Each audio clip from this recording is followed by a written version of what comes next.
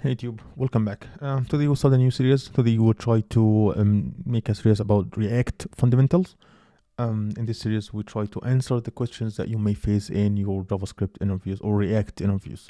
So today's question was that what are components in React and how are they used? So the components are building blocks of any React applications. They are JavaScript class or functions that return HTML with via G6, and let's just try to talk about some basic point of them. So first we talk about like the basic basic function component.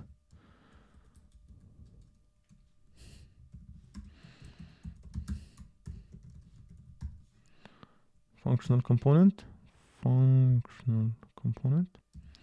and it will be we create a function. It will be equals like a welcome. I'll call it welcome, and it will have like take props, maybe props.name, or maybe it doesn't take any. Yeah, maybe it will be something like that. So this one is a functional component. Function components are the simplest way to write a component. They take props as an argument and returns a G6. So we take this as an argument and we return this. We have a class component, and class component we can just create class. We can call it a welcome welcome class, and it extends React component, and we will render. It also takes props, but the props saved in this keyword. So the class component before the introduction of the hooks, class components were the primary way to handle state and the lifecycle methods in React. But I guess right now it's rarely that you will see a class component in React. Also, we can have like a stateful component, which will be like there are two ways to make a stateful component. There's like you can make a one with the class stateful class component, and we can create like a class. I'll call it counter class, and it will be like extends. Yeah, it will extends react component, and I'll have the constructor, the super, which is props. We can make a video about the super and why we need it like that. We have this state, which will be the count, and we have that we display the count. You can just change the state, so we can create like a method that we call it increment, which will equals like yeah. And in this one, we this set state count, it will be state.count plus 1, and this is a stateful state, as you can see here. And maybe you can create like for example, like a div.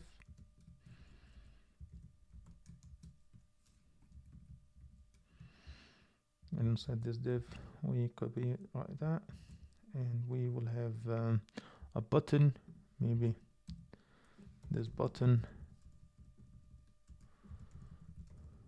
and on click will increment the button, and we will just call this the increment. And it's important to make this increment equals like that. It's not with this one, because we don't want to fire when that component being rendered. We want it only to be fired when we click on the button. So in this one, the components can have state, which allows them to maintain internal data that may be changed over time. So for this one, we have a counter class, and we have a state we call count, and we save it in the state object, and we change it by the set state method, and we create an increment method to change it by the set state method. And yeah, we can do it with the counter app, which is with the hook, which is way more better. I will say like function stateful function component.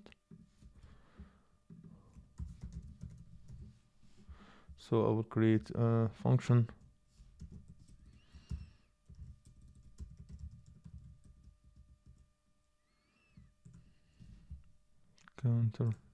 counter function, and we have like we use a user state for this one, use state hook, and we increment it by the set count. We set the count by 1, and if you want to make it better, you want to make it like prev equals prev plus 1. This is could be quite better, and we will talk why that about in the future. And the increment, you could make it like that, or we can just make a callback function, which will be the increment.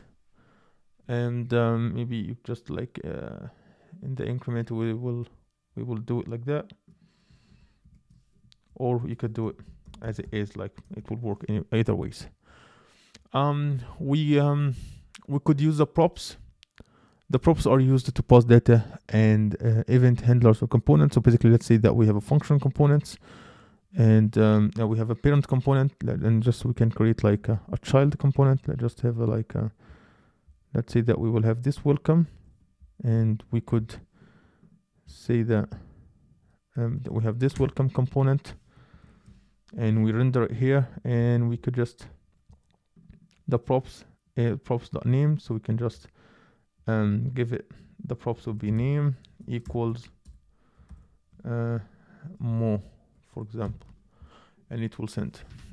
Also, we can call about the composition. So components can be composed together to build a complex UI. So basically, you can have the counter function.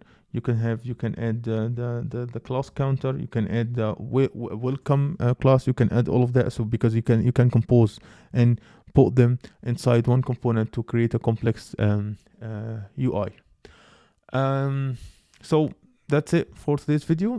In conclusion, this example illustrates the basic of the creating and using components in React. In real world, we will have way more complicated examples than this.